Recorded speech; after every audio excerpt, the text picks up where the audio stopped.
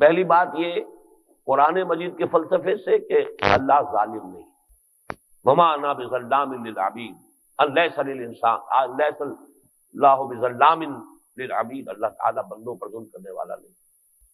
دوسری بات یہ ذہن میں رکھیے کہ یہ جو سب کچھ ہوتا ہے قرآن کہتا ہے یہ انسانوں کے اپنے کرتوت ہیں۔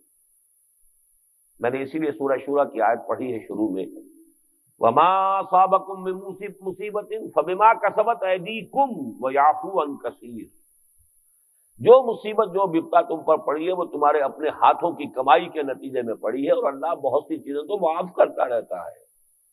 اگر وہ تمہاری ہر غلطی پر پکڑ لے تو زمین پر ایک انسان بھی بستا ہوا نظر نہ آئے، چلتا نظر نہ آئے، وہ تو بہت نظر انداز کرتا ہے، بہت مغفور، یعفو عن کثیر، لیکن پھر بھی جو سزا وہ دیتا وہ تمہارے اپنے کرتوتوں کے کچھ ہے، اسی کی پاداش ہے۔ تیسری بات یہ نوٹ کیجئے، یہ ہے اہم نقطہ، یہ چیز تو ہم جانتے ہیں کہ اللہ تعالیٰ کسی نیکی کا اجر و ثواب 1000 گنا دے دے، فضل ہے جتنا چاہے دے دے، لیکن جرم کی سزا تو صرف اس جرم کے برابر دے گا، اس سے زائد نہیں دے گا، یہ قاعدہ ہمیں معلوم ہے۔ اسی پر قیاس کیجئے، چند افراد کی نیکی کے صدقے میں پوری قوم کو اللہ نواز دے، فضل فرما دے، چند افراد کی برکات پوری قوم کے اوپر بانٹ دے، ٹھیک ہے، فضل ہے، چند افراد کے جرائم سے پوری قوم کو سزا دے، یہ تو پھر یہ جو جس طریقے سے کہ جرم کی سزا فرد کو بھی ملے گی جرم کے مطابق، زیادہ نہیں، ہاں نیکی کا اجر و ثواب 10 گنا دے، 700 گنا دے، 1000 گنا دے، کروڑ گنا دے، اس کی مرضی ہے، جتنا چاہے دے، بغیر حساب دے، لیکن یہ کہ جرم کی سزا اتنی ہی۔ اسی طریقے سے چند افراد کی سعادت پوری قوم کو تقسیم کر دے، فضل ہے اس کا، چند افراد کا جرم، چند افراد کی غلطی، اس کی سزا پوری قوم کو دے دے، یہ نہیں، جب تک کہ قوم کا معتدب حصہ جرم میں شریک نہ ہو جائے اجتماعی سزا نہیں مل سکتی۔ البتہ جب اجتماعی سزا آتی ہے تو پھر یہ کہ گناہ گار کے ساتھ بے گناہ بھی پس جاتا ہے، یہ قرآن میں ہے صراحت کے ساتھ، واتقوا فتنة لا تصيبن الذين ظلموا منكم خاصة، یہ مسئلہ جو ہے یہ قرآن کے اندر صاف ہے، جب آتی ہے سزا پھر بے گناہ بھی اس کے اندر، اور اس میں صرف ایک استثناء ملتا ہے قرآن میں، اللہ بچا لیا کرتا ہے صرف ان لوگوں کو جو نہی عن المنکر پر آخری دم تک لگے رہے، روکتے رہے، فَأَنْجَيْنَا الَّذِينَ يَنْهَوْنَ عَنِ السُّوءِ، وہ جو اصحاب سبت کا واقعہ آتا ہے سورہ اعراف میں، جو لوگ برائی سے روکتے رہے انہیں ہم نے نجات دی۔ اگر اس کام میں لگے رہے کچھ لوگ تو امید کر سکتے ہیں، ورنہ یہ ہے کہ پھر اس وقت بے گناہ بھی گناہ گاروں کے ساتھ پس جایا کرتے۔ اچھا، یہ مسئلہ اس وقت ہمارے لیے زیادہ اہم اس لیے ہو گیا ہے کہ ہم اس کے اسباب و عوامل کا جائزہ لیں۔ بین ہی وہی تصویر اب کراچی کی بن چکی ہے، لیکن ہمارے لوگ اب بھی حقیقت کو دیکھنے سے انکاری ہیں۔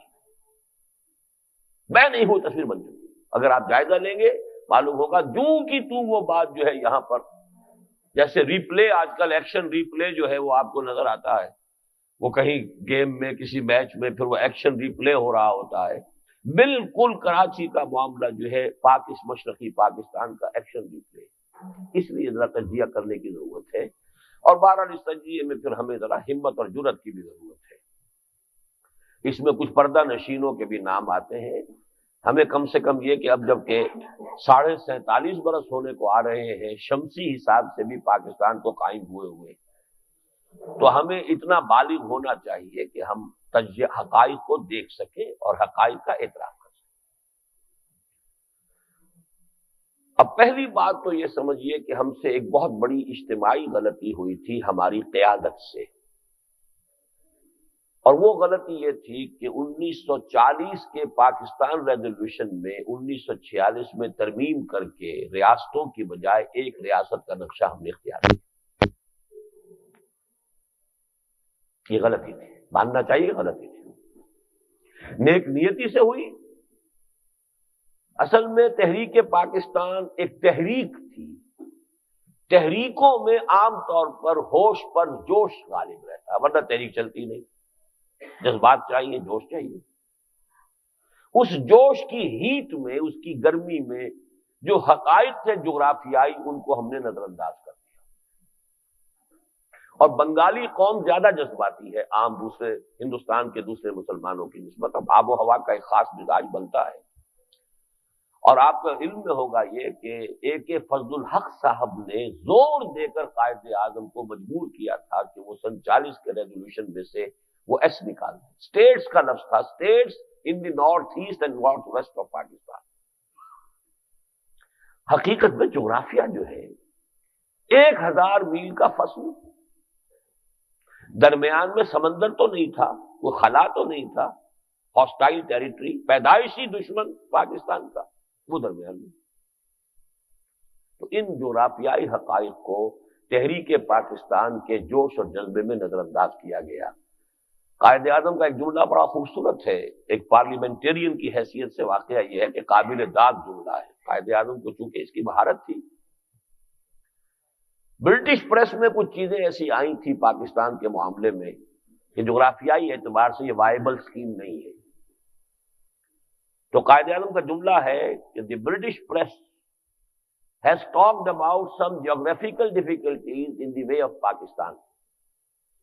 May I ask them, by what rule of geography are they here? کیا میں ان انگریزوں سے پوچھ سکتا ہوں کہ آپ کون سے جغرافیے کے اصول کے تحت یہاں پہ حکومت کرتے رہے یا کر رہے ہیں اب بھی؟ تو جغرافیہ جو ہے 7 سمندر پار سے آ کے آپ نے یہاں حکومت کری، تو مشکل جواب تو ہے، اس میں کوئی شک نہیں۔ پارلیمنٹرین جس کو ہم کہتے ہیں اس کی تو ایک بڑی عمدہ مثال ہے، لیکن یہ کہ بہرحال حقائق کو تو آپ نہیں جھٹلا سکتے، حقائق تو حقائق ہے۔ میرے نزدیک یہ ہم سے ایک غلطی ہوئی ہے، گڈ فیتھ میں ہوئی ہے، نیک نیتی سے ہوئی ہے، لیکن حقائق کو نظر انداز کرنا صحیح نہیں تھا۔ اسے شروع سے اگر یہ 2 ملک ہوتے تو دونوں ملک چونکہ ہندوستان کی دشمنی سے دونوں کو سابقہ ہوتا، تو مجبوراً ایک دوسرے کے ساتھ کوآپریٹ کرتے یا زیادہ سے زیادہ کانفیڈریشن بناتے۔ کانفیڈریشن اگر ہوتی ہے تو وہ ایسی شے ہوتی ہے کہ اس کی گرہ کھل بھی آسانی سے سکتی ہے اور اس کو باندھا بھی آسانی سے جا سکتا ہے۔ ایک ملک بن کر اس کا پھر علیحدہ ہونا آسان نہیں ہوتا۔ کانفیڈریشن جیسے کہ مثال موجود ہے تاریخ کے اندر، آپ کو معلوم ہے یہ جو بنا تھا یونائٹڈ عرب ریپبلک، مصر اور سیریا کا کانفیڈریشن تھا، جیسے بنا تھا ویسے ہی وہ کھل بھی گئی تھی گرہ آسانی کے ساتھ، کوئی خون خرابہ نہیں، بھائی نہیں ساتھ چل سکتے، السلام علیکم۔ لیکن یہاں معاملہ جب ایک ملک بنا لیا گیا تو اس کا معاملہ جو ہے اس سے کہیں زیادہ پیچیدہ ہوئی۔ پہلی غلطی یہ ہے۔ دوسری بڑی غلطی، اور اس کو اب ہم کہیں گے ہمالائن مسٹیک، اور یہ ہے اصل سبب، بیماری اصل یہ ہے۔ واضح طور پر نہ صرف یہ کہ اعلان نہیں کیا گیا پاکستان بنتے ہی کہ یہ ایک حقیقی اسلامی ریاست ہوگی، بلکہ راستہ عملاً وہ اختیار کیا گیا کہ گویا کہ یہ ایک جدید طرز کی مغربی سیکولر جمہوری ریاست ہے۔ جوگندر ناتھ منڈل پہلا وزیر قانون بن رہا ہو اور سر ظفر اللہ خان یہاں کا پہلا وزیر خارجہ بن رہا ہو، ہم نے کیا امپریشن دیا لوگوں کو؟ یہ کوئی کٹر مذہبی ریاست نہیں ہے۔ وہ لفظ اس وقت استعمال نہیں ہوتا تھا فنڈامنٹلسٹ، لیکن ہم نے اپنے عمل سے ثابت کیا کہ یہ کوئی فنڈامنٹلسٹ اسلامک اسٹیٹ نہیں ہے، یہ تو بالکل مغربی جمہوری اصولوں پر ہے۔ اور اس میں پھر قائد اعظم کا وہ جملہ، توجیہ اس کی کیا ہے کیا نہیں ہے، میں خود اس کی توجیہ کر چکا ہوں، اور وہ میری کتاب جو ہے استحکام پاکستان میں اس کی توجیہ موجود ہے۔ لیکن توجیہ اور ہے اور ایک جملہ بول کیا رہا ہے سامنے۔ Very soon Hindus will cease to be Hindus and Muslims will cease to be Muslims, not in the religious sense, because religion is the private affair of the individuals, but in the political sense. بتائیے دنیا میں secularism کا اس کے سوا کوئی definition ہے؟ Secularism کی definition ہی ہے سب مذہب انفرادی معاملہ، بھائی ہندو ہے، سکھ ہے، پارسی ہے، عیسائی ہے، برابر برابر برابر برابر، تم مسجد میں جاؤ، تم مندر میں جاؤ، تم سینیگاگ میں جاؤ، تم چرچ میں جاؤ، تم جہاں جاؤ، نہیں جاؤ کہیں نہ جاؤ، ایک کو پوجو، 100 کو پوجو، کسی کو نہ پوجو۔ لیکن یہ کہ مذہب کا مسئلہ جو ہے وہ ریاست سے متعلق نہیں ہے، ریاست میں تو اکثریت کی رائے چلے۔ یہ ہے پکچر جو ہم نے دی ہے نتیجہ یہ ہے کہ اب جوش جو ہوتا ہے، جوش کا معاملہ یہ ہے کہ جتنی شدت سے اٹھتا ہے اتنی شدت سے بیٹھ بھی جاتا ہے. یہ پہاڑی نالوں کے سیلاب کے مانند ہوتا ہے جوش. رود کو ہی اس کو کہتے ہیں، ڈیرہ غازی خان میں اور شاید سندھ میں بھی اور بلوچستان میں بھی کہتے ہوں کہ سمندری جب کوئی آتا ہے نالا، اس میں سیلاب آتا ہے تو قیامت کا سیلاب ہوتا ہے، لیکن گزر بھی ایسے جاتا ہے جیسے کبھی پانی تھا ہی نہیں ہے. وہ جوش ایک دم ٹھنڈا بیٹھا ہے، اور سب سے زیادہ ٹھنڈا بیٹھا مشرقی پاکستان. میں تو جرت نہیں کر سکتا، یہاں میرے پاس جو 40-50 صفحات کے خطوط آئے ہیں ایک صاحب کے، ایک بنگالی مسلمان ہیں مولانا امام الدین محمد طاہا، ان کے والد مولانا شبیر احمد عثمانی رحمۃ اللہ علیہ کے بڑے کلوز فرینڈ اور ایسوسیٹ، قرارداد مقاصد کے کو آتھر، اور مسلم لیگ کے وہ جو بھی دیوبندی علماء کا جو حلقہ تھا جس نے کہ مسلم لیگ کے لیے بے پناہ کام کیا ہے، مولانا ظفر احمد عثمانی اور شبیر احمد عثمانی، ان کے. لیکن اس شخص کے اگر میں جذبات آپ کو بتاؤں پاکستان اور پاکستان کی قیادت کے خلاف، وہ تو کہہ رہے تھے میرے خطوط شائع کرو، شائع کر نہیں سکتا میں پاکستان. حالانکہ میں تو اس اعتبار سے شاید زیادہ ہی بدنام ہوں کہ یہ جو منہ میں آتا کہہ دیتا ہے، تو لیکن میں بھی ان خطوط کو شائع کرنے کی ضرورت نہیں کر سکتا جو اس میں جذبات ہیں پاکستان کے خلاف اور پاکستان کی پہلی قیادت کے خلاف، کہ دھوکہ دیا لوگوں. اور وہ بھی میں سمجھتا ہوں کہ اصل میں وہ جوش بنگالیوں میں جوش زیادہ تھا. مسلم لیگ بنی ہے ڈھاکہ میں 1906 میں، مسلم لیگ کی طویل ترین عرصے تک منسٹری رہی ہے یونائٹڈ بنگال میں.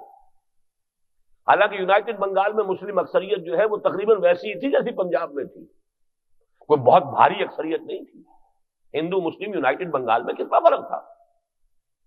لیکن وہاں اس پنجاب میں آخری وقت تک ایک دن مسلم لیگ کی منسٹری نہیں بنی، اور وہاں پر جو ہے یہ آپ کے خواجہ ناظم الدین صاحب کتنے طویل عرصے تک چیف منسٹر رہے ہیں یونائٹڈ بنگال کے. وہ جذبات تھے ان کے، لیکن ان جذبات کے اوپر پھر ظاہر بات ہے کہ عوامی سطح پر آپ کو معلوم ہے اب بھی ایوریج بنگالی مسلمان میں مذہبی جذبہ ایوریج پاکستانی مسلمان سے 10 گنا زیادہ ہے، آج بھی ہے. ایودھیا کی مسجد کو گرایا گیا، آپ نے تو صرف یہاں چند مندر گرا دیے، پھر اس کا جرمانہ بھی ادا کر دیا. یہ لو بھائی، ان کا جلوس چلا تھا جسے جا کر انڈیا کے بارڈر پر بمشکل روکا ہے حکومت نے. They wanted to cross into West Bengal, جانا چاہتے تھے ایودھیا. ہم نے کیا کیا؟ 10,000 کا ایک ہوا ہے ابھی حال ہی میں ان کا لینڈ مارچ چٹاگانگ سے لے کر ڈھاکہ تک نفاذ شریعت کے لیے. یہ وہاں ہو رہا ہے. ہمارا کیا حال؟ لیکن یہ کہ بہرحال اس کا رد عمل مشرقی پاکستان میں ہوا. مذہبی جذبے کو آپ نے تو ہے اسی وقت اس کے اوپر تو آپ نے پانی ڈال دیا. اچھا، اب جو تیسری کمپلیکیشن ہے، مغربی جمہوریت کے تحت پاکستان کا کوئی دستور بننا ممکن ہی نہیں تھا. ہم تو فانی جیتے جی وہ میت ہے بے گور و کفن، غربت جس کو راش نہ آئی اور وطن بھی چھوٹ گیا. اس کو سمجھیے، یہ نقطہ آپ کو کوئی اور نہیں بتائے گا. It was impossible. یہ جو پاکستان کا دستور نہیں بنا 26 برس تک، کیوں نہیں بنا؟ ہوئی تاخیر تو کوئی باعث تاخیر بھی تھا، کوئی سبب تو نہیں، ایسا تو نہیں تھا کہ بغیر سبب کے کوئی کام ہو جائے. پاسبل نہیں تھا. آپ مغربی جمہوریت کے اصول کو لیں گے، 1 مین 1 ووٹ. 1 مین 1 ووٹ سے ڈسائسو ویٹو جاتا تھا ہندو کے ہاتھ میں. مغربی پاکستان کی آبادی کم، مشرقی پاکستان کی زیادہ. بیلنس آف پاور کدھر گیا؟ 1 مین 1 ووٹ سے. مشرقی پاکستان، اور وہاں 1 کروڑ ہندو موجود تھا. گویا کہ اصل فرق جو پڑے گا بیلنس میں وہ ہندو کے ہاتھ کا بیلنس ہے. ترازو آتی تھی ہندو کے ہاتھ میں، پلڑا جو ہے مشرقی پاکستان کے مسلمان کا مغربی پاکستان کا برابر. یہ تھی وہ کمپلیکیشن. کیسے بنائے؟ جبکہ صورت کیا ہے؟ اگر یہ کوئی اسلام کے لیے کام تھا، پین اسلامزم کی طرف تھا، اگر اس کو دیکھا جاتا تو مغربی پاکستان، یہ بات کہنے کی تو نہیں ہے لیکن اب تو کہہ سکتے ہیں From all practical purposes, Maghrabi Pakistan was the main and primary Pakistan. Mashriqi Pakistan was secondary Pakistan. मुसव्विर Pakistan अल्लामा इकबाल ने तो मशरकी पाकिस्तान का ख्वाब तक नहीं देखा था। उनके खुतबे में सिर्फ मगरबी पाकिस्तान का तस्करा है। 1930 का खुतबा जो है, at least in the north west of India, बस ये नॉर्थ ईस्ट का कोई सवाल ही नहीं। नंबर 2, रकबा देखिए, रिसोर्सेज देखिए, फिर आलम इस्लाम के साथ कंटिन्यूटी देखिए। मशरकी पाकिस्तान तो कुफर के अंदर जजीरा है, चारों तरफ कुफर। एक तरफ कह दें आपके पानी है, बाकी ये कि सारा कुफर ही कुफर। बर्मा में क्या हो रहा है मुसलमानों के साथ आज? वेस्ट में भारत है, सर के ऊपर वो सवार है, इंतहाई वहशी किस्म के कबाइल, चाहे वो हिंदू हैं और चाहे वो कुछ भी नहीं है। लेकिन बहरहाल इस्लाम से और मुसलमानों से जो उन्हें नफरत है, वो आप जो कुछ होता रहता है उन छोटी रियासतों के अंदर, वहां वो मणिपुर हो, वो हो, और इम्फल हो, और ये जो कुछ होता है वहां आपको मालूम है। तो बेचारा मशरकी पाकिस्तान तो, और फिर इतना कम रकबा और इतनी हाजिरी का पहले लोड नफरी का, तो डेवलपमेंट के चांसेस कम। मगरबी पाकिस्तान के रिसोर्सेज, हर तरह का सॉयल, मिनरल्स, हर चीज, फिर आदम इस्लाम के साथ उसकी कंटिन्यूटी। तो असल पाकिस्तान ये बनता है, वो बनता है सेकेंडरी। लेकिन मगरबी जमहूरियत की रूह से असल पाकिस्तान वो बनता है, ये बनता है secondary. And the balance of power goes in the hand of the Hindu voter. बताइए क्या क्या दस्तूर बनाएंगे आप? यही वजह है कि अव्वल तो करारदाद मकासिद जो पहले दिन आ जानी चाहिए थी, वो आई है 1.5 साल बाद, 12 मार्च 1949 को। और ये 1.5 साल वो होते हैं जिसमें वो जज्बा तो ठंडा पड़ गया। मंडल साहब तो आ गए, जफरुल्लाह खान तो आ गया, मजहबी तबके को तो आपने कर दिया मुतनफिर अपने आप से, मजहबी जज्बा जो है उसके ऊपर तो आपने पानी डाल दिया। फिर आई भी करारदाद मकासिद, तो मौलाना मौदूदी के जुमले ये है, वो तो जबरदस्ती को आई, अनकहनी कही गई है। अनकहनी का आपने पता नहीं लतीफा सुना है कि नहीं? कहते ये है कि यूपी के बाद इलाकों में जहां मुस्लिम डोमिनेशन रही बहुत शदीद, और मुस्लिम कल्चर जो है उसका गलबा है, हिंदू बेचारे वहां रैयत के दर्जे में थे, जमीन के काश्तकार, बाकी जमींदार तो मुसलमान। वहां यह था किसी हिंदू को आलम नज़ा अगर बहुत सख्ती से गुजर रहा होता था, जान नहीं निकलती थी, तो उसे चुपके से कह देते, कह दे अनकहनी। वो अनकहनी क्या, ला इलाहा इल्लल्लाह मोहम्मद रसूलुल्लाह कह दे ताकि तेरी जान तो निकले। ये अनकहनी कही गई है, इसलिए कि थ्रेट किया है मौलाना शबीर अहमद उस्मानी रहमतुल्लाह अलैह ने कि अगर तुम ये नहीं पास करोगे, मैं फौरन मुस्तफी होऊंगा, जाऊंगा, पब्लिक को कहूंगा कि धोखा दिया मुस्लिम लीग ने। तब ये करारदाद मुखातिब आ गई। और मौलाना मौदूदी के अल्फाज, एक ऐसी बारिश है कि ना उससे पहले कोई ठंडी हवा चली, ना बादल आए, और ना उसके बाद कोई रोईदगी पैदा हुई। कोई वाकया होता है तो वो उसके आसार होते हैं। युरसिलु रियाह बुशरम बैन यदै रहमतिही, अल्लाह हवाएं भेजता है अपनी रहमत से आगे आगे। हाँ, बारिश आने वाली है, ठंडी हवा के झोंके आए हैं, कुछ नहीं। और फिर बारिश के बाद कुछ तो नजर आता है, कोई घास उगी हो, कहीं कुछ सब्जा है, कुछ। वो करारदाद मकासिद थी इस मुल्क में।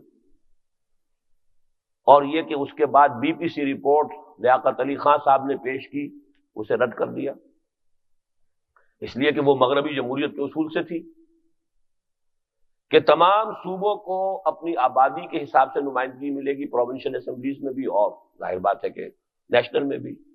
लेकिन अपर हाउस सेनेट जो है उसमें हर सूबे को बराबर। तो गोया के मशरकी पाकिस्तान का हिस्सा 1/4, बल्कि 1/5, और मगरबी पाकिस्तान ले गया 4/5। तो एक तरफ तो चूंकि उस बीपीसी रिपोर्ट में इस्लाम का सिरे से तज़किरा ही नहीं था, करारदाद मकासिद के कोई असरात उसमें नहीं थे आगे, कि ये जो कहा है कि हम हाकमियत अल्लाह की मानते हैं, इसको इंप्लीमेंट कैसे करेंगे, कोई ना कोई उसका रास्ता तो होना, कोई तज़किरा नहीं।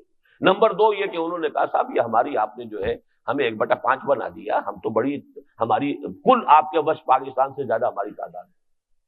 It was rejected.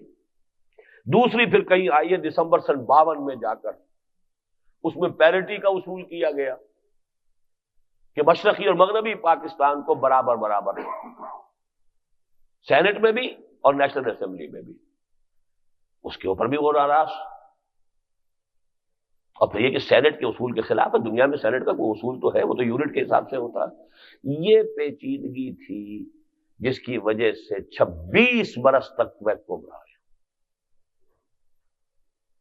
اس زمانے میں جب عزم نکالا کرتا تھا، جمعیت طلبہ کا ناظم اعلیٰ تھا، ایک 15 روزہ پرچہ نکالتا تھا میں عزم کے نام سے، اس میں ایک وہ بڑے سائز کا، لمبے سائز کا جیسے ہوا کرتا تھا چٹان، قندیل وغیرہ، ایک خاص ایک ریگولر سائز ہوتا تھا اس زمانے میں ویکلیز کا، تو اس کا ایک پورا آخری صفحہ اس کے لیے وقت تھا کہ دستوری مسائل پر خطوط ہوں، مضامین ہوں، اور اس کا عنوان یہ تھا کہ اس سوچ میں کلیاں زرد ہوئیں، اس فکر میں غنچے سوکھ گئے، آئین گلستاں کیا ہوگا، دستور بہاراں کیا ہوگا۔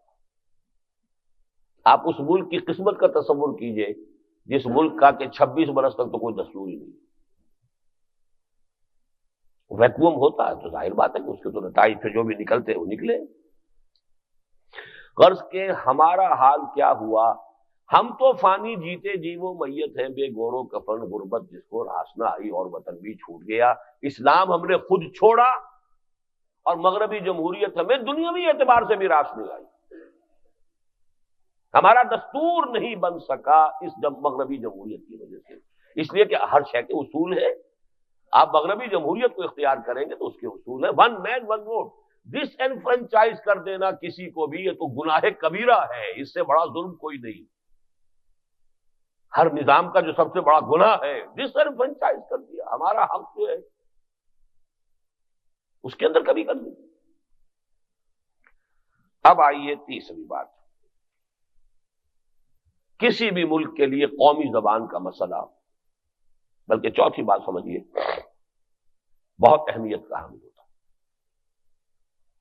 جب تک تو تھی مسلم لیگ تحریک پاکستان کے مرحلے میں، تو ظاہر بات ہے کہ اردو گویا کہ مسلم لیگ کی زبان اردو، جھگڑا تھا ہندی سے۔ وہ اقبال کا شعر کئی دفعہ میں نے آپ کو سنایا ہے،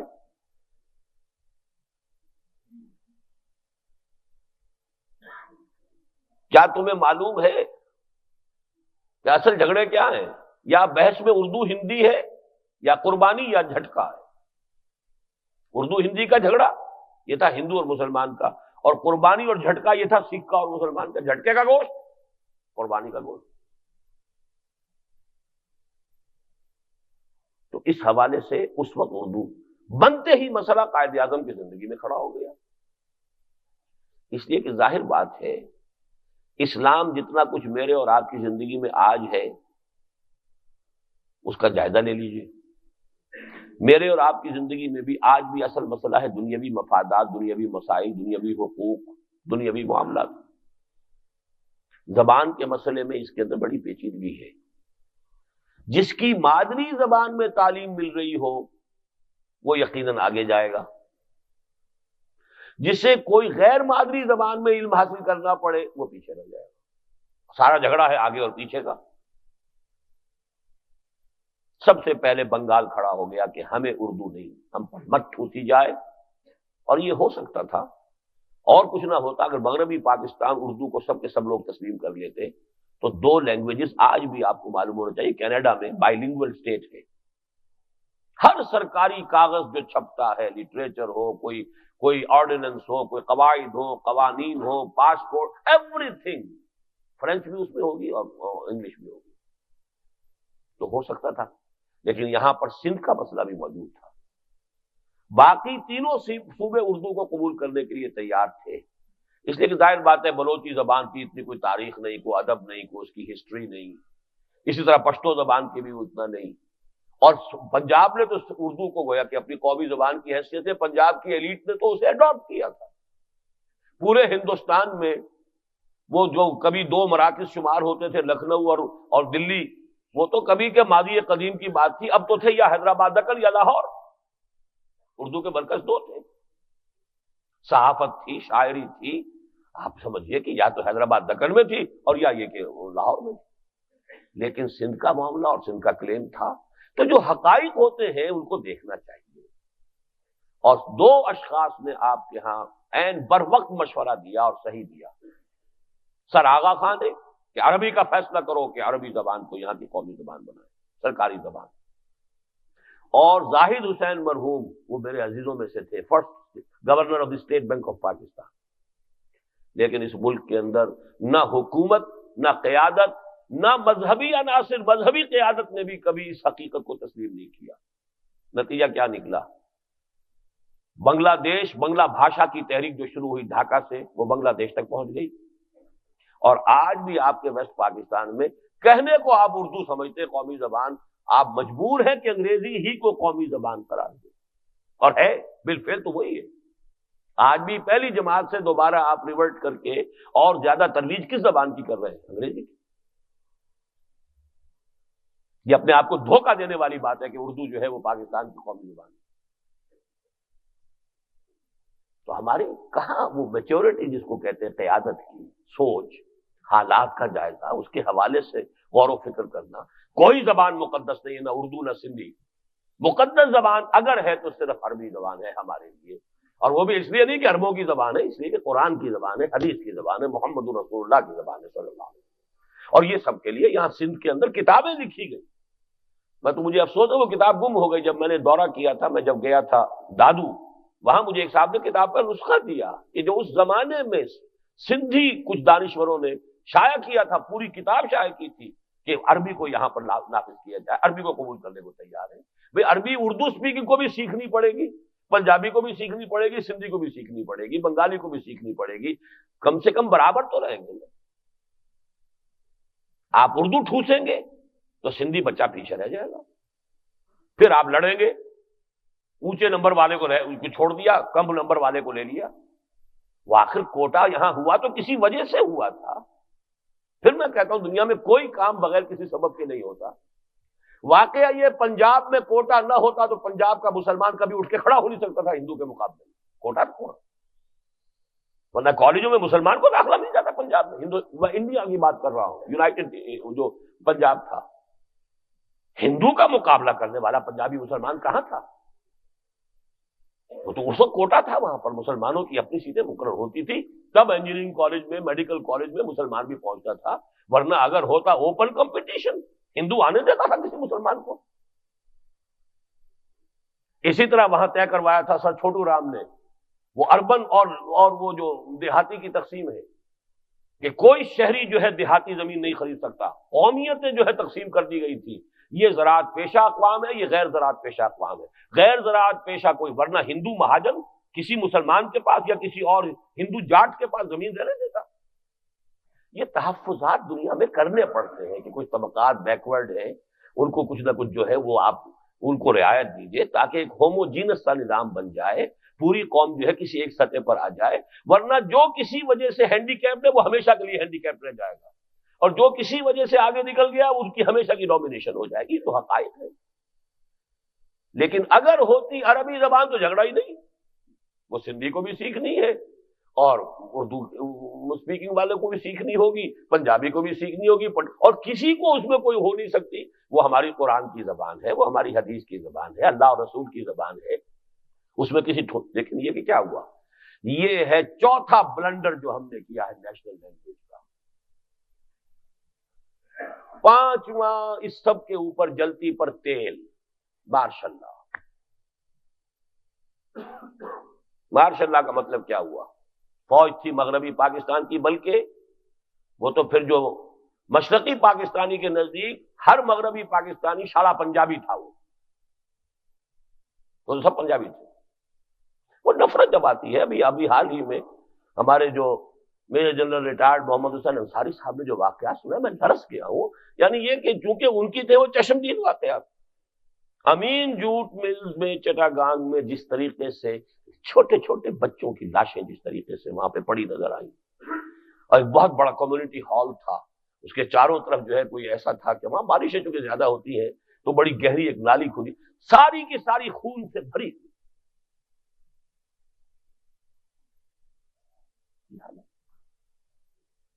اتنی وحشت اور بربری. وہی لوگ تھے جو کہ ساتھ ساتھ رہ رہے تھے، دیوار بیچ کے ان کے آپس میں اٹھنا بیٹھنا ہنسنا. لیکن جب یہ بخار قومیت کا چڑھتا ہے تو انسان درندہ بھیڑیے سے بڑھ کر ہو جاتا ہے. لیکن اس کے اسباب تو آپ نے پیدا کیے نا خود. ملک بنایا اسلام کے نام پر، اسلام کو پیچھے ڈالا، مغربی جمہوریت کو آگے کیا، وہ سارا جوش جذبہ وہ ٹھنڈا۔ مغربی جمہوریت کے تحت آپ کا کوئی دستور بن ہی نہیں سکتا، ویکوم رہا۔ اب وہ ویکوم کی وجہ سے جو فساد ہوا، مارشل لا۔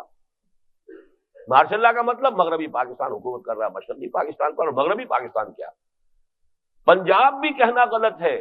میں تو ایک مرتبہ ملتان تھا، بلکہ جانا تھا مجھے بھاولپور، اسلامک یونیورسٹی میں میری کوئی تقریر تھی بھاولپور میں جو ہے جامعہ اسلامیہ، اور اس کے ساتھ ٹیلی ویژن، چونکہ کوئی کسی وزیر کا بھی تھا پروگرام، تو ٹیلی ویژن کا عملہ ملتان سے جا رہا تھا ساتھ، تو انہی کی گاڑی میں جا رہا تھا، وہاں گفتگو ہوئی۔ ان کا صاحب یہ کہنا بھی غلط ہے کہ فوج پنجاب کی، فوج صرف اپر پنجاب کی، یہ سرائکی کا علاقہ جو مطالبہ کر رہے ہیں کہ ہمارا ایک صوبہ علیحدہ ہونا چاہیے، it's nearly half of Punjab. کبھی نقشہ دیکھیے پنجاب کا، اور اس کی کوئی ریپرزنٹیشن فوج میں نہیں۔ فوج صرف گجرات سے اوپر چلے گی، گجرات، جیلم، چکوال، راولپنڈی، سرگودا، میاں والی، اور فرنٹیئر کے بھی صرف 2-3 ضلع ہیں درمیان کے، مردان اور پشاور اور کوہاٹ۔ آپ کا ڈی آئی خاں کا آدمی نہیں ملے گا، آپ کو بنو کا آدمی نہیں ملے گا، آپ کو اوپر جو ہے سوات وغیرہ دیر کے آدمی نہیں ملے گا۔ یہ اصل میں علاقہ پتہ ہے کون سا تھا؟ یہ علاقہ وہ تھا جس پر سکھوں کی حکومت رہی تھی۔ سکھا شاہی کے ظلم سے جو لوگ ستائے ہوئے تھے، انگریز جب آیا انہوں نے انگریز کو ویلکم کہا، اور انگریز کی ان کے دلوں میں محبت پیدا ہوئی کہ انہوں نے ہمیں سکھا شاہی سے نجات دلائی۔ یہ میں تفصیلی تجزیہ اپنا مسئلہ سندھ میں لکھ چکا ہوں کہ کیا فرق ہے سندھی اور پنجابی مسلمان میں۔ ایک مرتبہ جو ہے میاں طفیل محمد صاحب نے بڑا بچگانہ سا اسٹیٹمنٹ ایک دے دیا تھا، جس میں بڑا تلخ طنز تھا سندھیوں پر، یہ نان مارشل ریس ہے، یہ فوج میں داخل نہیں ہوئے۔ اس کا جواب دیا تھا جو بہت بڑے دانشور ہیں سندھ کے، شاہ صاحب جی، غلام اسوا شاہ صاحب، بڑا پیارا جملہ تھا، وی ہیو نیور بین مرسنریز۔ گالی دی پنجابیوں کو، تم ٹکے کے سپاہی رہے ہو، تم نے انگریز کی فوج کے اندر بھرتی ہو کر تم نے کعبے پر گولیاں چلائی ہیں، تم نے ترکوں کو تہس نہس کیا ہے، تم نے جنرل ایلن بی کو قبضہ لے کر دیا بغداد کا۔ We have never been mercenaries. بات ٹھیک ہے، حقائق تو یہی ہے، لیکن سبب کیا؟ پنجابی کیا اسی وجہ سے کوئی پنجابی کے اندر غداری تھی؟ نہیں، سبب یہ تھا کہ حالات یہ تھے کہ پنجابی کے سر پر رہا مسلط سکھ۔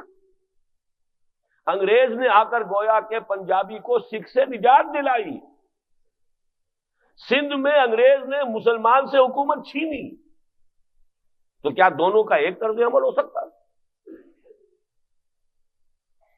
دلی کا قبضہ پنجابی فوج لے کر نہ دیتی تو 1857 میں خاتمہ تھا انگریز کا ہندوستان سے۔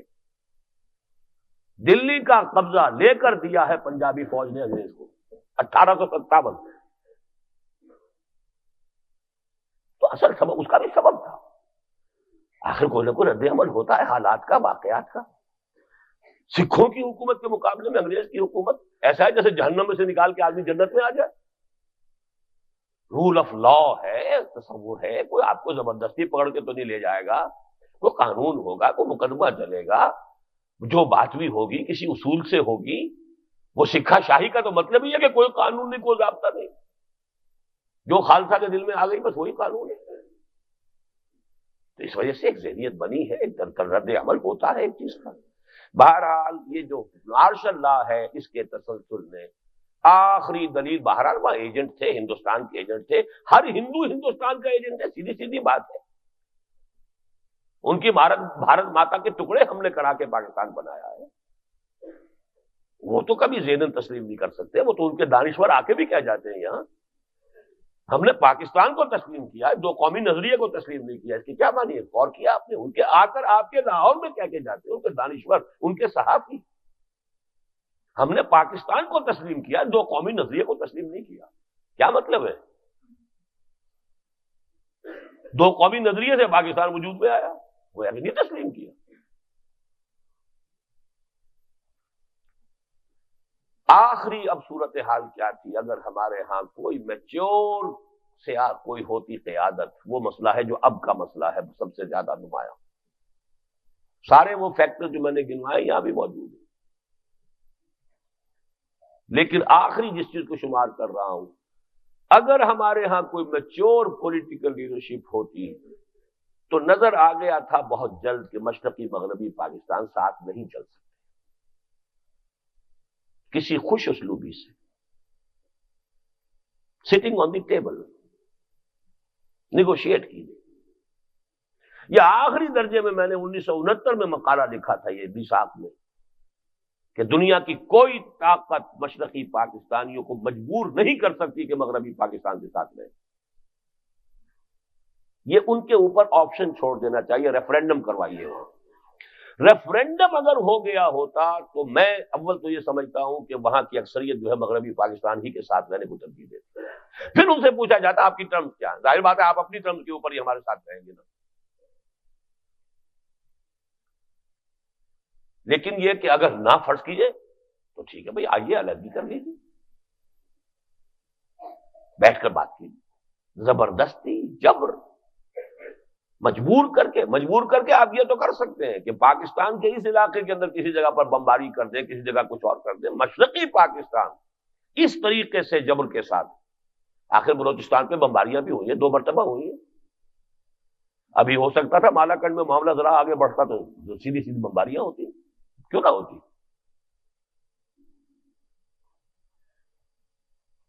لیکن یہ کہ بہرحال مشرقی پاکستان کا معاملہ جو ہے، اور آپشن دینے کا ایک نفسیاتی نتیجہ ہوتا جو کہ مجھے معلوم ہوا قرآن مجید کی ایک حکمت ہے کہ قتل جیسے مقدمے میں اللہ تعالیٰ نے شریعت اسلامی میں جو رکھا ہے کہ قاتل جو ہے اس کو ایٹ دی ڈسپوزل، جو مقتول کے ورثاء ہیں کے ڈسپوزل پر رکھ دیا. بھائی اب آپ کا اختیار ہے، آپ چاہیں اس کی جان لے لیں، چاہے اسے معاف کر دیں، چاہے فدیہ لے لیں. It's your option, nobody is going to compel you. جب آدمی کو محسوس ہو اب مجھے اختیار ہے تو اس کے زخم کے اوپر تو مرہم رکھا گیا. اب وہ سوچے گا بھائی ہمارا آدمی تو جا چکا، وہ واپس تو نہیں آ جائے گا، ان کا بھی آدمی ہم لے لیں گے تو وہ تو نہیں آئے گا. ہماری جو بچی بیوہ ہو گئی، ہمارے جو بچے یتیم ہو گئے وہ تو ہو چکے. اب ایک اور عورت کو بیوہ کرنا، ان کا تو کوئی جرم نہیں نا، جرم ان پر، سزا ان پر جائے گی. لیکن یہ کب سوچے گا آدمی؟ جب وہ محسوس کرے کہ اب ہمارے اختیار میں ہے. اور اگر اختیار کو مروئے کار لا کر آپ چھوڑ دیں گے اس کو، وہ پورا خاندان قیامت تک آپ کا غلام ہو گیا کہ نہیں ہو گیا. تو قبائلی رائولریز، قتل در قتل، اس کے سارے سسٹم کو روکنے کی قرآن مجید کی حکمت عظیمہ کہ یہ ان کے ہاتھ میں دے دو. مقتول کے ورثاء کے ہاتھ میں اختیار ہے. ریاست کا کام صرف یہ ہے کہ مجرم کو پکڑے اور پکڑ کر کھڑا کر دے گا، لو جی ابھی آپ کے ہاتھ میں، آپ چاہیں اس کی جان لے لیں، جان کے بدلے جان، چاہیں معاف کر دیں. عام طور پر ہیجانی انداز میں قتل ہو جاتے ہیں، بھئی ہو گیا، اب جو نقصان ہونا تھا. حادثے میں بھی تو ہمارا آدمی مر سکتا تھا. لیکن یہ ساری باتیں اس وقت ہوتی ہیں جب آپ کے ہاتھ میں اختیار ہو. اگر اختیار دیتے، ریفرینڈم کرتے تو معاملہ بہتر ہوتا. لیکن نہ بھی ہوتا تو بہرحال علیحدگی ہو جائے، ٹھیک ہے. سب سے مقدس رشتہ انسانی رشتوں میں میاں اور بیوی کا ہے، اس میں بھی سیپریشن ہے، طلاق ہے. اور قرآن مجید کی سورہ نساء کے ایک مقام پر تو پرسویشن ہے اس کی، وہیں یتفرقا یغنی ہم کل ساتھ. اگر علیحدہ ہو جائیں تو کوئی بات نہیں، اللہ تعالیٰ دونوں ہی کے لیے وسعت پیدا کر دے گا. خامخواہ زبردستی جوڑے رکھنا، باندھے رکھنا، گھر کو جہنم بنائے رکھنا، مزاج کی موافقت نہیں ہو رہی ہے تو کوئی بات نہیں بھائی، حتی الامکان کوشش کرو نباہ ہو جائے. نہیں ہوتا ہے نباہ تو پھر یہ زبردستی کا جو بندھن باندھے رکھنا ہے اس سے بہتر ہے فارغ کرو. کیا پتا اسے بھی اللہ تعالیٰ اس کی مزاج کی موافقت کی مناسبت سے کچھ اور عطا کر دے، تمہیں بھی اللہ تعالیٰ تمہارے مزاج کی موافقت کے مطابق بہتر کو رشتہ دے. اس حوالے سے اب میں صرف چند کاش جو ہیں، اگر چاہیے کہ وہ کاش اگرچہ کہنے نہیں چاہیے، لیکن یہ کہ وہ کاش کے درجے میں کہتا ہوں، کاش کہ اس وقت ایوب خان دیگال والا طرز عمل اختیار کر لے. یاد ہوگا آپ کو کہ یہ 3 اشخاص اس وقت دنیا میں بڑے نمایاں ہو گئے تھے، فوجی لیڈرز تھے، تینوں کے تینوں بڑے قداور، ایوب خان بھی اور جنرل ناصر، کرنل ناصر بھی، اور پھر ادھر وہ ڈیگال.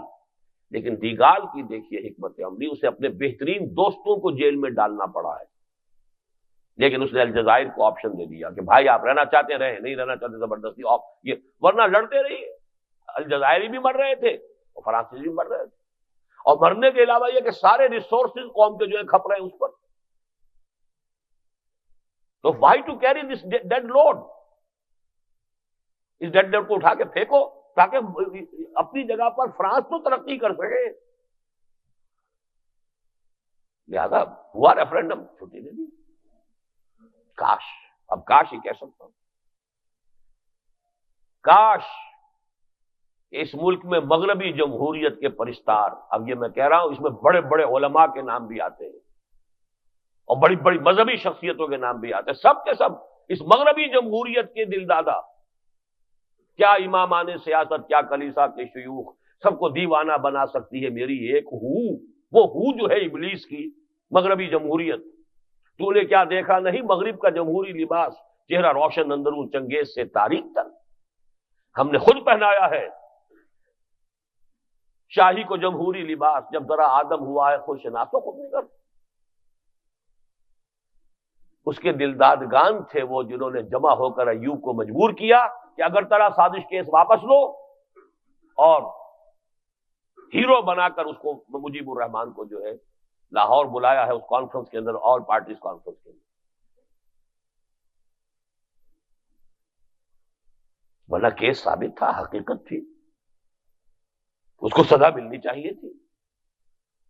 کاش کہ یہ ہمارے ہاں دولتانہ صاحب بھی تھے، ان میں نمایاں اور بھی تھے، اب میں نام بھی لیتا، جو فوت ہو گئے، سب کے سب مصر تھے، ہم شریک نہیں ہوں گے اس میں، راؤنڈ ٹیبل کانفرنس جو ہوئی تھی، جب تک کہ مجیب کو نہیں لایا جائے۔ تیسرا کاش یہ ہے کہ کاش کہ جب سارے حالات خراب ہو گئے تھے، آربیٹریریلی جنرل یحییٰ نے مغربی پاکستان کے 1 یونٹ کو ختم نہ کیا ہوتا، ورنہ مشرقی پاکستان کے معاملے میں مجیب الرحمان کے 6 پوائنٹس پر بھی بات کر لی جاتی تو کوئی حرج نہیں تھا، کانفیڈریشن تو بن گئی تھی نا۔ 6 پوائنٹس پر مشرقی اور مغربی پاکستان کا معاملہ کوئی حرج نہیں، لیکن 6 پوائنٹس پر مغربی پاکستان کے 4 صوبوں کا معاملہ تو 4 ریاستیں یہاں بن گئی، امپاسبل ہو گیا اس پر۔ ویسے یہ کہ یونٹ کے معاملے میں کیونکہ بات آ گئی ہے، ہو سکتا ہے کہ اگر دوسرا پہلو میں نہ بیان کروں تو اس سے غلط فہمی ہو، میرے نزدیک پاکستان کے دستوری مسئلے کا اگر وہ ایک پاکستان رکھنا تھا تو واقعتاً اس کے سوا کوئی حل تھا ہی نہیں۔ مشرقی پاکستان اور مغربی پاکستان جو ٹینگل تھا، پیریٹی، اور اس کو 1 یونٹ بنانا، لیکن 1 یونٹ بنا کر اگر اس کا دارالخلافہ ملتان بلکہ پریفریبلی ڈیرہ غازی خان کو بنایا جاتا، میں دعوے سے کہتا ہوں کہ 1 یونٹ کبھی ختم نہ ہو۔ جغرافیکلی سینٹر، ڈیفنس کے پوائنٹ آف ویو سے سینٹر، محفوظ ترین علاقہ، اور سب سے بڑی بات سرائے کی زبان مغربی پاکستان کی مرکزی زبان، ادھر پنجابی سے اس کا تعلق جڑتا ہے، ادھر پوٹوہاری سے، اور ادھر پھر یہ ہے کہ پشتو سے، ادھر بلوچی سے، ادھر سندھی سے۔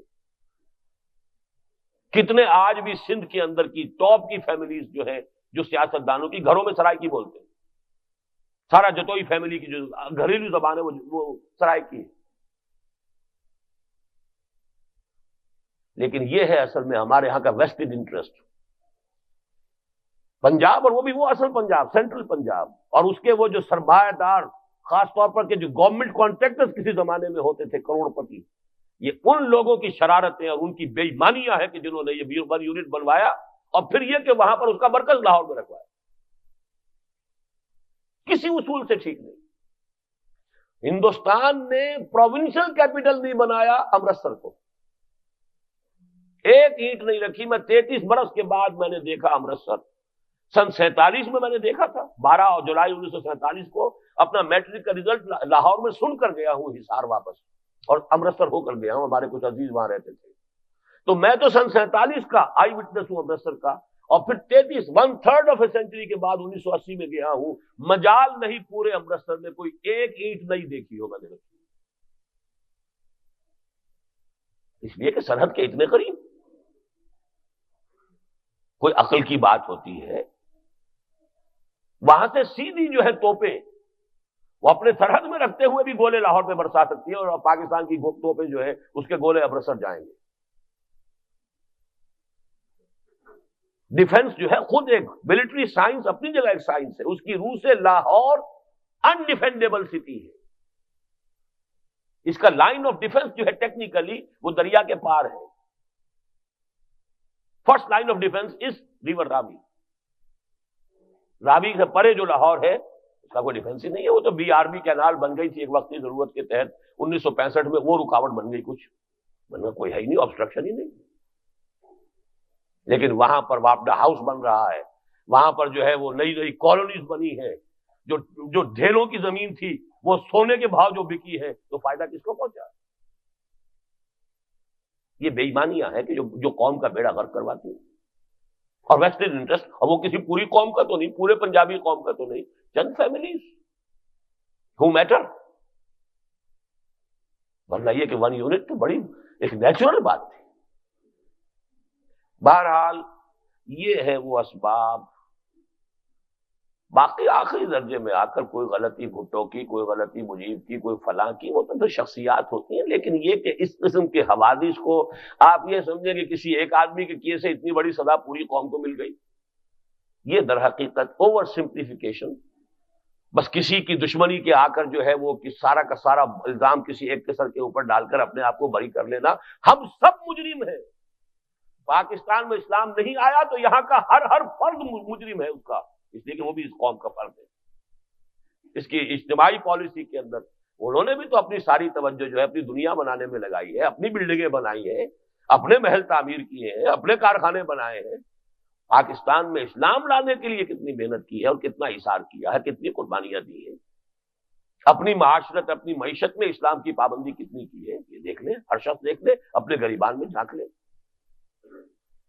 یہی مسئلہ اب ہے، اور بدترین کسی سزا کا معاملہ جو ہے اس کے لیے ڈرامہ کے لیے جس کو سٹیج تیار کیا جاتا ہے کیا جا چکا ہے، اور گدھ ہیں اب تیار۔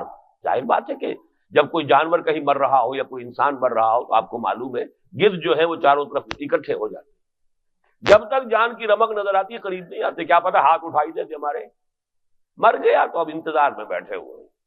اور ظاہر بات ہے کہ وہی شکل ہے اس وقت، وہ گوادر کی بات ہو، وہ کراچی کو کاٹ کر وہ ہانگ کانگ بنانے کی بات ہو، وہ ادھر سے جو ہے کشمیر کی آزاد کشمیر کا مسئلہ ہوتا کہ یہ آزاد کشمیر اور گلگت وغیرہ کو ساتھ ہندوستان سے پاکستان سے لے کر وہاں کوئی آزاد ریاست بنوا دی جائے، یا یہ کہ وہ کوئی اسماعیلی ریاست کا نقشہ ہو کہ جو نارتھرن ریجنز کے اندر یہ 4 آلٹرنیٹ سکیمز چل رہی ہیں، 2 ساؤتھ میں 2 نارتھ میں۔ لیکن یہ کہ ہم الزام کس کو دیں گے؟ فضا تو ہم نے تیار کی ہوئی ہے نا، جس کے لیے کہ لوگوں کو ریشہ دوانی کا موقع ملتا ہے۔ اندر اگر ایسی فضا نہ ہو تو دشمن تو آ کر وہ فضا پیدا نہیں کر سکتا۔ ہاں، فضا پیدا ہوئی بھی فضا سے فائدہ اٹھا سکتا، اس کو استعمال کر سکتا ہے، اس کے لیے جو ہے زمین تیار ہو چکی ہے۔ اب اس کا حل کیا ہے؟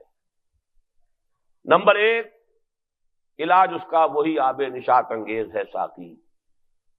پہلی بات تو یہ ہے کہ توبہ اللہ کی جناب میں اجتماعی سطح پر، جس کے لیے پہلے انفرادی توبہ کرنی ہوگی۔ توبہ کی رٹ نہیں، واقعتاً ہر فرد اپنی جگہ طے کرے، مجھے مسلمان جینا ہے، مسلمان مرنا، اپنی معاشرت کو دیکھے، اپنی معیشت کو دیکھے، پاک کرے اسے، پھر یہ لوگ مل جل کر جمع ہوں اور اس ملک کے اندر ایک اسلامی انقلاب برپا کریں۔ کہنے میں تو ایک جملہ ہے، کافی ہے، اگر اس ملک میں دستوری سطح پر طے کر دیا جائے، جیسے قرارداد مقاصد اس کا دستور کا حصہ ہے، لیکن اس کے ساتھ ابھی چاہیے وہ جو بات کہی تھی نواز شریف صاحب نے بھی کہ اب دستوری اس کے لیے ترمیم بھی آ رہی ہے، بس نفاذ شریعت ایکٹ تو یہ لے لو، اگرچہ اس میں بھی سود کو برقرار رکھا، لیکن یہ کہ اس کے لیے اصل ترمیم جو دستور میں آ رہی ہے وہ نہیں آئی آج تک۔ دستور کی وہ ترمیم کہ یہاں کتاب و سنت ہر شے پر بالا تر ہے، فیصلہ کرے گی عدالت، but you set the ball rolling, بات طے ہو جائے، اب عدالتوں کے اندر معاملہ جائے گا کیا چیزیں غیر اسلامی ہے نہیں ہے۔ لیکن ایک چیز کو بھی اس میں سے اگر آپ نے ریزرو کر کے ایکسیپشن کے طور پر رکھ لیا تو آپ کا سارا کام زیرو ہو گیا۔ وداؤٹ اینی ایکسیپشن ہر چیز پر کتاب و سنت کی بالادستی۔ اصل حل تو ہے صرف یہ، اس کے علاوہ کوئی حل نہیں. آج نہیں تو کل تن آسانیاں چاہیں اور آبرو بھی، وہ قوم آج ڈوبے گی گر کل نہ ڈوبی. پاکستان کا خاتمہ اب ہوتا ہے یا یہ کہ کچھ دنوں ہو کر رہے گا اگر یہاں اسلام نہیں آیا. It has no justification to exist. میری آپ گردن اڑا دیجئے، مجھے غدار قرار دے دیجئے، میں لیکن یہ کہ یہ بات کہوں گا اور ڈنکے کی چوٹ کہوں گا، no justification for Pakistan to exist. اگر آپ یہاں اسلام کو فیصلہ کن اس کی بالادستی طے نہیں کرتے. آرٹیفیشل، میں پوری کتاب لکھ چکا ہوں، آرٹیفیشل تقسیم ہے بھارت کی. دریا آپ نے بانٹ دیا، دریا میں آپ کے ڈیم جو ہے سلٹ اپ ہوتے چلے جا رہے ہیں. نیا ڈیم آپ کو بنا نہیں سکتے. بنائیں گے تو سارا قرضہ جو اور پہلے سے بندھا ہوا ایک بال اور زیادہ یہودی جکڑ بندی کے اندر آپ چلے جائیں گے. یہ تو ایک وشیش سرکل ہے جس کے اندر مبتلا ہے. اب وہ تو بنائیں کیسے؟ وہ تو قومیتوں کا تصادم جو ہے وہ بننے نہیں دے گا. کیا کریں گے؟ علامہ مشرقی کی پیشن گوئیاں ہیں کہ پینے کا پانی دستیاب نہیں ہوگا پنجاب میں. آپ کہتے ہیں کاشت کے لیے پانی، پینے کے لیے پانی نہیں ہوگا. یہ علامہ مشرقی کی پیشن گوئی ہے. اس لیے کہ اگر کشمیر کا معاملہ نہیں طے ہوتا، دریاؤں کے منبع آپ کے ہاتھ میں نہیں ہے، تو کیا ہوگا؟ یہ تو ایک زمانے میں امریکہ کے ساتھ آپ کی بڑی دوستی تھی، امریکہ کو چاہیے تھے آپ جو ہے وہ فرنٹ اسٹیٹ لائن بنے ہوئے تھے اس کی USSR کے خلاف. لہذا اس نے اس وقت معاملہ بھی طے کروایا، وہ انڈس بیسن کا معاملہ، پیسے بھی دلوائے، سب کچھ کروایا. اب جو حالات ہیں بڑے بدل گئے. وہ اگر کچھ کروائے گا تو آپ کو پہلے گروی رکھ کے کروائے گا. یہودیوں کے ہاتھ میں ایک بچہ آپ کا جب تک گروی نہیں رہ جائے گا اس وقت تک وہ کوئی کام نہیں کروائے گا آپ کا. تو اب تو یہی ہے کہ اگر تو اللہ کا دامن تھامنا ہے تو یہ راستہ ہے، اس کے سوا کوئی راستہ نہیں. نمبر 2 یہ ہے جس کو کہ ہماری میڈیکل سائنس میں پیلیٹیو ٹریٹمنٹ کہا جاتا ہے. سر درد ہو رہا ہے بھائی، کچھ اس کو ایسپرین تو دے دو نا. ابھی ڈائگنوسس کر لیں گے، وقت لگے گا. ایسپرین فوری طور پر دے دو. فوری طور پر یہ ہے کہ کراچی کے لوگوں کو کھل کر بات کہنی چاہیے. اور میں تو کہہ رہا ہوں نہ معلوم کتنے برس ہو گئے، علیحدہ صوبہ جب تک نہیں بنے گا کوئی مسئلے کا حل نہیں. جائز ہے مطلب یہ کہ آخر کچھ لوگ ہیں، اتنے بڑے بڑے صوبے ہم نے بنا رکھے ہیں. اس کے لیے منطقی بات ہے، ہر شخص نے کہا ہے. جو شخص بھی زیادہ اس کی سیاسی اس وقت نہیں ہے، اس لیے کہ ہمارے اصغر خان صاحب بھی بیچارے جو ہے وہ سیاسی یتیم ہی ہے میری طرح. میں تو سیاسی یتیم اس معنی میں ہوں کہ میں کبھی اس میدان میں گیا نہیں، وہ اس معنی میں ہے کہ میدان نے اسے قبول نہیں کیا کبھی. باقی ہے نتیجہ تو ایک ہی ہے. لیکن وہ بھی آپ کہہ رہے ہیں کہ سب صوبے بنے، 12 بنے، 10 بنے، جتنے بنے، پنجاب کو تقسیم کیجئے. ہاں اگر صرف سندھ کا کرتے تو سندھ جو ہے سندھی آفینڈڈ فیل کرتا ہے. ایک اصول بن جائے، وہ یہ ہے کہ بہرحال 1 کروڑ کے قریب کی آبادی جو ہے اس کو ایک صوبہ بنایا جائے، اس سے زیادہ نہ ہو، تاکہ بیلنس پیدا ہو جائے. اس حوالے سے چھوٹے صوبے ہوں، وہ ایڈمنسٹریٹولی بھی بہتر. بھارت نے اگر پنجاب جو ہم چھوڑ کر آئے تھے 1947 میں، وہ مغربی پنجاب سے چھوٹا تھا. غالباً 13 اضلاع ادھر رہے تھے اور 17 ادھر آئے تھے، کچھ ایسی نسبت تھی، یا 12 ادھر 17 ادھر، ایسی بات تھی. لیکن وہاں ان کے کم جو حصہ تھا اس کے 3 صوبے بن چکے ہیں. تو کیا اس سے بھارت میں کوئی کمزوری آ گئی؟ ہر صوبے کی زبان اپنی علیحدہ ہے. پنجابی ہے سکھوں کی زبان، پنجاب صوبہ وہ کہلاتا. ہریانہ جہاں کا میں رہنے والا تھا وہ ہریانہ زبان ہے، ہندی زبان ہے اس کی. اور ہماچل پردیش جو پہاڑی علاقے تھے، یہ کلو وغیرہ اور شملہ، یہ ہماچل پردیش.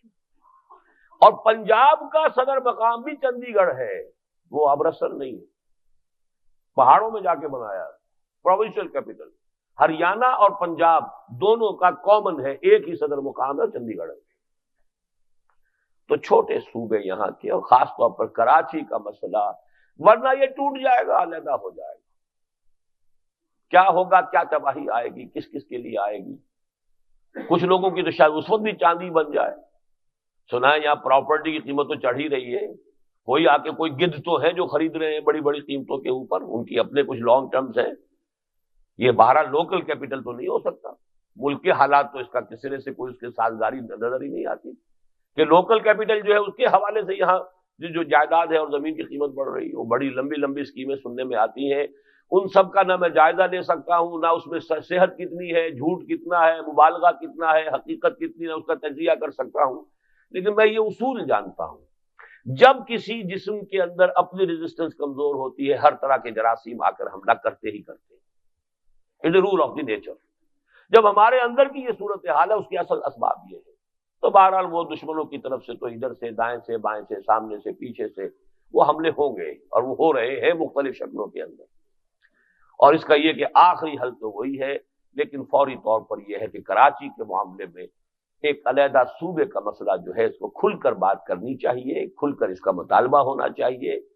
اب یہ چونکہ ابھی تک کراچی میں بھی لوگوں نے اس کو کھل کر نہیں کہا ہے، ڈرتے ہیں، کچھ مصلحت ہے کیا ہے واللہ عالم، اس کو بات کو ڈنکے کی چوٹ، اور مذہبی جماعتوں کو بھی اس میں اپنا ایک موقف بیان کرنا چاہیے کہ صورتحال کیا ہے، آیا یہ کوئی حرام مطلق ہے، کوئی گناہ کبیرہ ہے؟ جتنے چاہو ضلع بنا لو، جتنی چاہو کمشنریاں بنا لو، صوبے کو ہاتھ نہ لگانا، یہ کوئی جنت کا شجرہ ممنوع ہے کہ اس کو ہاتھ لگایا تو جنت سے نکلنا پڑ جائے گا؟ کیا ہے؟ انگریز نے بنائے صوبے، یہ کوئی مغلیہ دور کی یہ حد بندیاں نہیں ہیں، یہ تو در حقیقت ساری کی ساری حد بندیاں انگریز نے بنائی ہیں۔ بہرحال یہ ہے، اللہ تعالیٰ بس دعا ہی کر سکتا ہوں، بات کہتا رہوں گا جو صحیح ہے، ایک طرز تغافل ہے سو وہ ان کو مبارک، طرز تمنا ہے سو ہم کرتے رہیں گے۔ بہرحال آپ حضرات جو ہے نوٹ کریں کہ ایک توبہ کی منادی کا ایک فیصلہ ابھی تھوڑی دیر پہلے ہمارے یہاں کے جو ناظم تنظیم اسلامی ہے انہوں نے طے کیا ہے۔ امن مارچ تو ہوتی ہے، امن پتہ نہیں کس بلا کا نام ہے، اور امن مارچ کہنے سے کیا کسی کو حاصل ہوگا، لیکن یہ ہے کہ جو بھی ایک کام کیا جائے کہ توبہ کی منادی، کہ لوگوں اللہ کی طرف رجوع کرو، اور اس موقع پر یہ دو تین باتیں کلیئرلی جو ہے کسی ایک ہینڈ بل کی شکل میں لوگوں کے اندر تقسیم کی جائیں، اور لاہور کراچی میں ایک شخص تک جو ہے بات پہنچائی جائے۔ اس کے لیے کوئی طے کیجئے، کوئی ہمت کیجئے، کوئی فیصلہ کیجئے، اس کے لیے اپنا وقت طے کیجئے، اس میں لگنا جو ہے اس کا پروگرام جو ہے آ جائے گا کہیں اخبار میں انشاءاللہ تعالی۔ بدھ کے روز 4 تاریخ کو اس قسم کا ایک مظاہرہ کرنے کا پروگرام ہے تنظیم اسلامی کے تحت کراچی میں، تو اس کے لیے آپ ابھی سے اپنا ایک ارادہ کر لیں، اپنے پروگراموں کے اندر اس کو پہلے سے طے کر لیں، تاکہ فوری طور پر پھر کوئی وقتی جو ہے مشغولیت اس میں آڑے نہ آ جائے۔ اقول قولی ھذا واستغفر اللہ لی ولکم ولسائر المسلمین والمسلمات۔ 4:30 بجے بدھ کے روز مسجد خضرہ صدر میں جمع ہونا ہے۔